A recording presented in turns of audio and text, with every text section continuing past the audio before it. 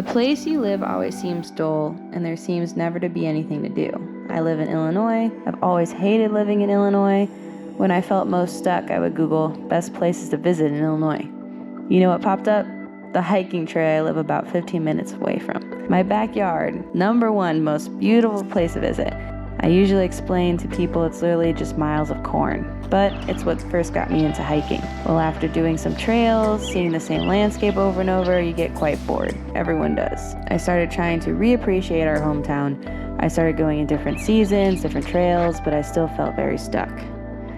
When coming back from my most recent trip, I decided to try to see the beauty in my hometown. I started appreciating our enormously fat squirrels, our deer that love to jump in front of my car, the beautiful bunnies that live in our prairies, and even the weird groundhog that lives in our backyard.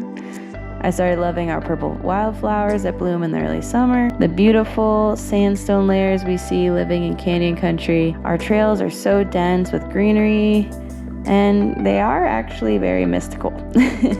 It's like it absorbs every bit of you sometimes when you fall into this more unkept space. I started to see the beauty in the cornfield.